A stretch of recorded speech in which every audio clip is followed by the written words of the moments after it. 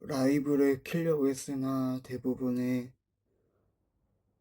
분들이 들어오시질 않으셔서, 한 분도 들어오시지 않으셔서 그냥 오늘 녹화 영상으로 말을 대신하려고 합니다. 바우처 지원금이 증액되면 왜 자부담이 드느냐, 이런 질문을 많이 종종 받곤 하는데요. 그거는 우리나라 바우처 시스템, 그리고 전 세계적인 바우처 시스템의 구조가 대부분 비슷하게 되어 있는데, 바우처라는 거는 국가에서 어떠한 대상자들에게 필요한 지원이 있는데, 그 지원이 경제적인 부담이 돼서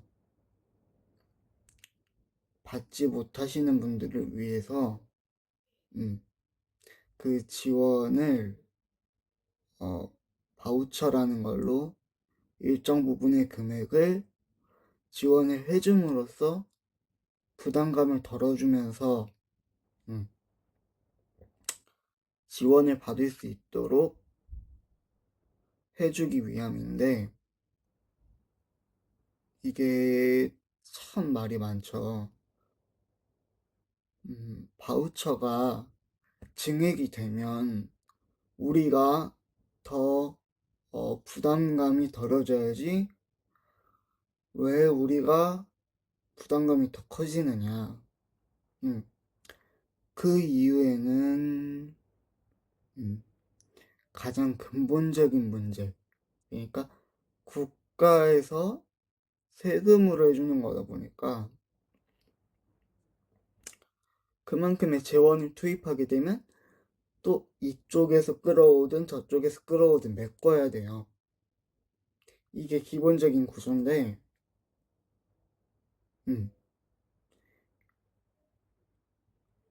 자부담을 왜 매기느냐, 이 근본을 묻고 싶을 텐데 우선 이 설명부터 할게요.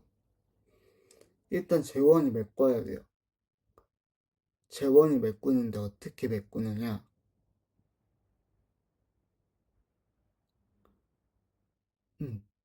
이 바우처 지원을 해주면서 다시 또 국민에게 세금을 걷겠죠. 그 세금을 걷게 되면 일정 부분 비율로 이제 여러 소관부처에서 나눠집니다. 뭐 보건복지부가 될 수 있고 교육청이 될 수 있는데, 그런 식으로 서로 몇 퍼센트씩 나눠서 이제 예산을 집행하잖아요. 발달재활이나 장애아동 치료지원 교육청 바우처도 대부분 그런 식으로 이용이 되는데, 중요한 지점은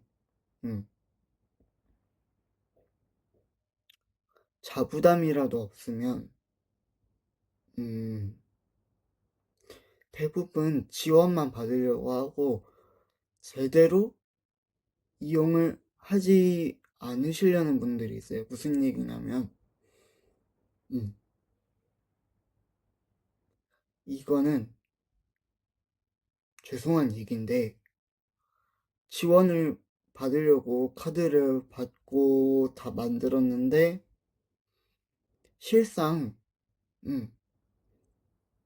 받고 싶어서 했는데 내가 시간이 없네? 그러면 A 그냥 안 써야지. 그래 놓고 말든지, 아니면 쓰긴 써요. 근데 대신에 본인들 마음대로이신 거야. 본인들이 시간이 없으면 안 와. 또 뭐 가족 행사 때문에 안 와, 뭐 때문에 안 와, 막 하면서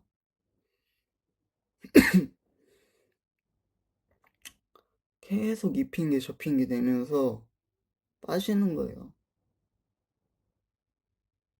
그러면 이분에게 들어간 재원을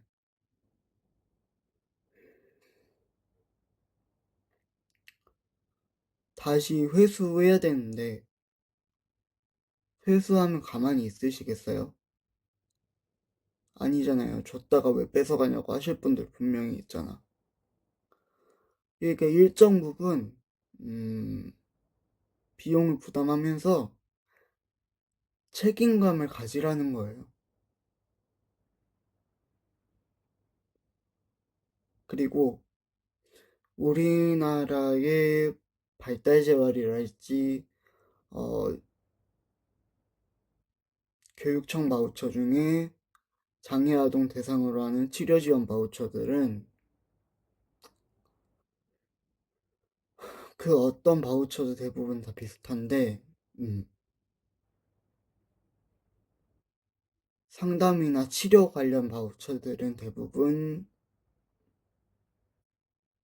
정규직이 아닙니다. 제공 인력. 그러니까 그 어, 치료사가 바우처 비용을 결제하게 되는데 이분들이 만약에 5만 원을 벌면 5만 원 5만 원을 다 가져가는 게 아니에요. 그 치료실에 음 그러니까 치료실에 센터장님하고 센터에 있는 선생님들이랑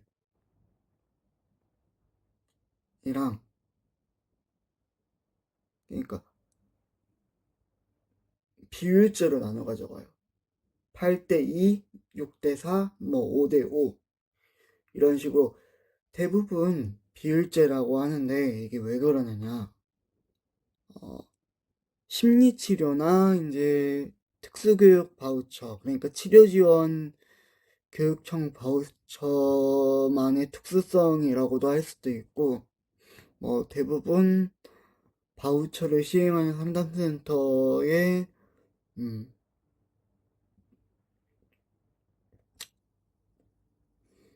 음, 솔직히 말하면 그 약간 수입과 수익 구조 때문에 그러는데 음, 우리나라의 미술치료, 음악치료, 그 다음에 상담, 그러니까 여기서 말하는 상담은 언어적인 상담도 그렇고, 그 다음에 물리치료, 작업치료 이쪽도 대부분 정규직 자리가 잘 없어요. 구조 자체가. 그렇기 때문에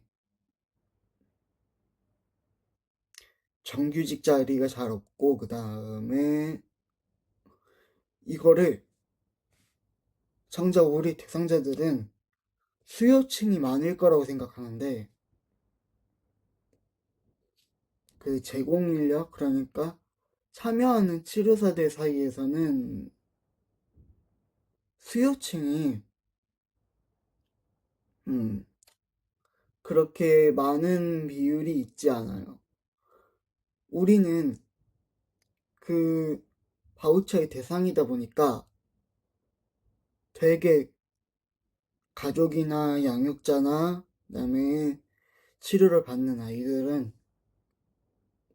되게 시장을 넓게 보고 크게 본단 말이에요. 근데 시장은 되게 어, 작아요. 수요자도 얼마 없고. 근데 그래서 이게 왜 문제냐? 바우처가 지원 금액이 싸질 수 있는 방법은, 음, 제가 대상자로서 겪어본 결과 딱 한 가지뿐이에요. 제대로 오셔야 돼요. 이게 무슨 얘기냐면 이 핑계 저 핑계 대면서 계속 빠지고 그러면 또 노션 하니까 선생님들은 보러 갈 수가 없고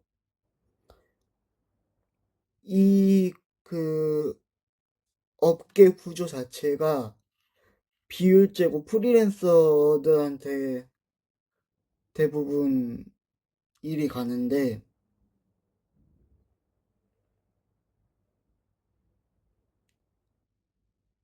상담사나 치료사들은 음, 정말 죄송한 말씀인데 비율제에다가 그 비율이 음, 그냥 비율이 아니에요. 건 바이 건 구조예요. 건 바이 건. 그러니까 내가 만약에 한 아이가 뭐 우리 바우처 치료 케이스로 들어보자면 55,000원으로 단가가 맞춰진 치료 같은 경우는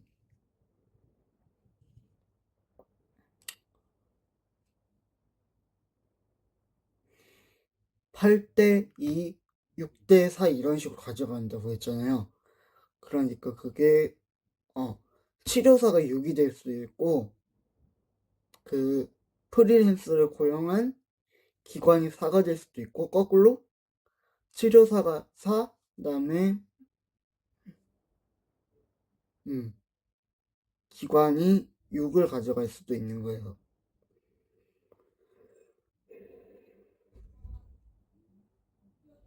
어찌됐건 이 사람들도 돈을 벌고 한 달 단위로 생활을 해야 되는데 음,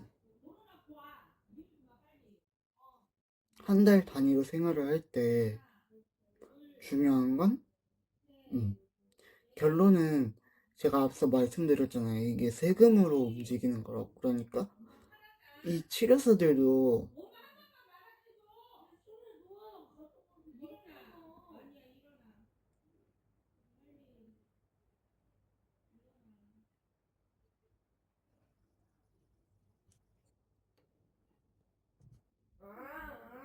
그만큼의 많은 케이스를 해야 되는데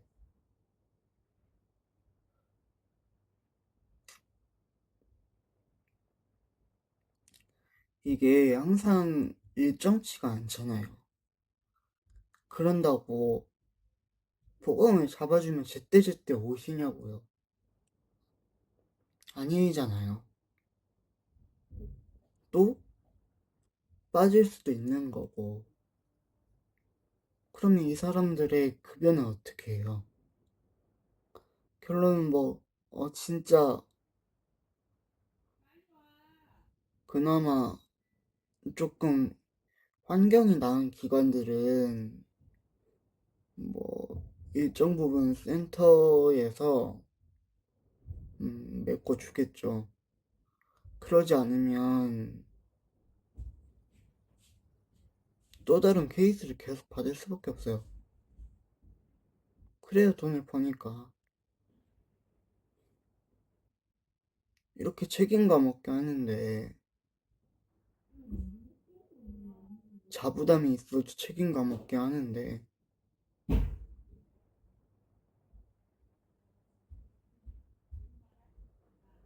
자부담이 있으면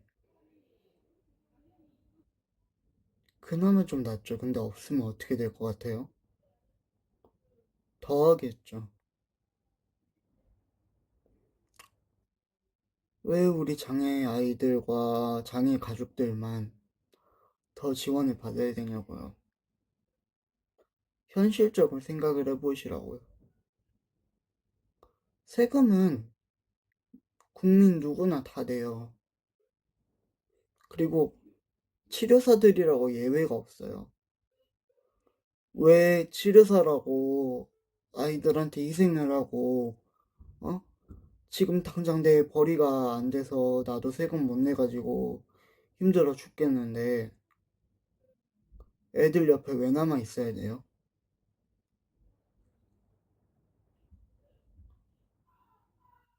보강이라도 잡아주면 제때제때 오시든지 그래야 어, 아이 곁에 있는 치료사도, 어? 돈을 벌어서 계속 세금을 내고, 응? 그게 순환이 돼야 애한테 도움이 되는 거고, 본인들한테 도움이 되시는 거지. 자부담이 있는 직원도 이렇게, 어? 시시각각으로 그냥 보강이 당연한 듯이 그냥 치료사들 입장은 한 번도 생각도 안 해보고, 이렇게 행동을 하시니까,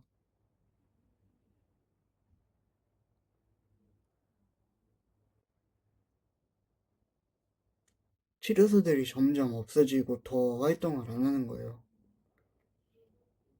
맨날 치료사가 있고,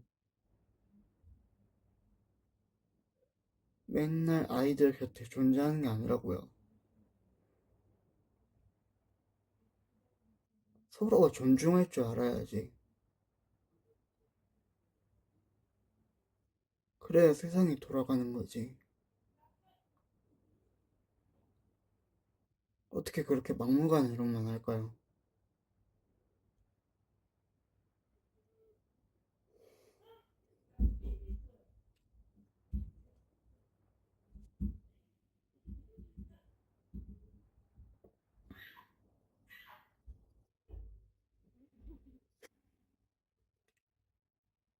소비자이기 이전에 공급자에 대한 생각도 한번 해보시라고.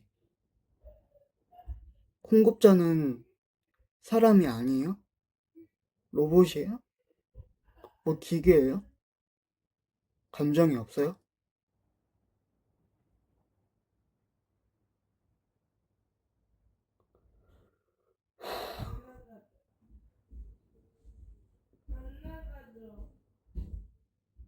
만약에 그게 부담이고, 응? 힘들고, 어렵다고 생각이 되면은, 어떠한 구조인지부터 봐야죠.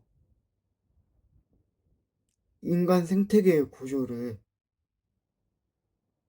그리고 그 현장의 구조를 봐서, 어? 이런 거는 우리 공급자와 소비자 입장에서 서로한테 애로사항이 있네? 그러면 이 구조를 바꾸려면 어떻게 해야 될까? 이 생각을 먼저 하는 게, 음? 아이들을 위한 거지.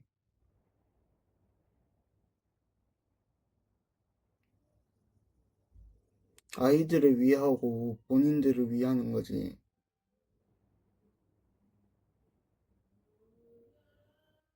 공급자 입장은 생각도 안 해보세요?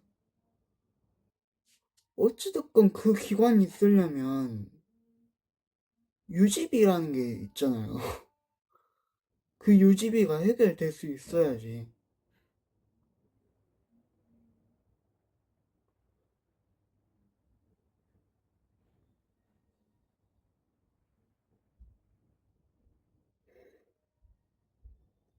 네가 꿈을 항상 단순했어. 안 답답하세요? 이렇게 맨날 썰전하는 거?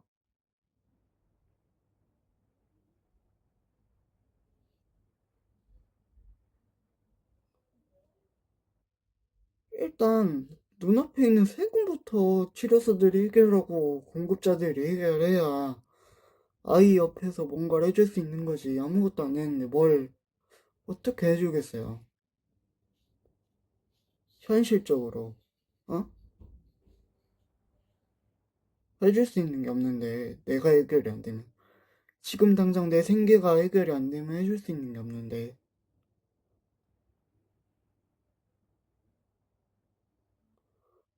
본인들만 사람이고 입이에요?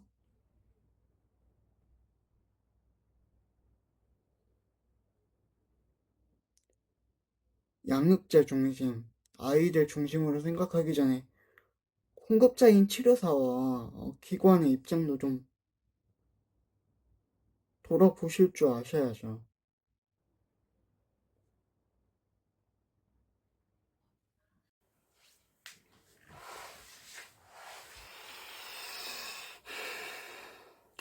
물가가 오르는데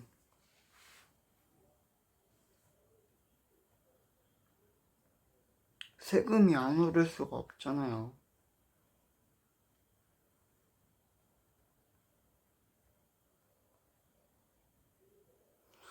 물가가 오르면 세금이 오르고 세금이 오르면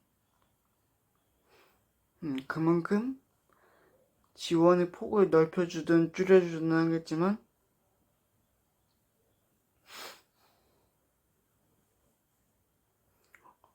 어찌됐건 바우처에 증액되는 부분도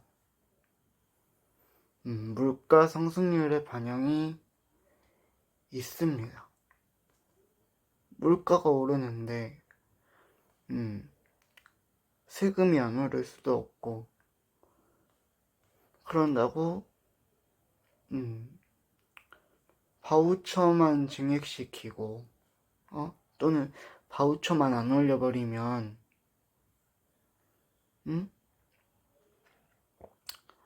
그 손해는 치료사와 기관만 떠안게 되잖아요.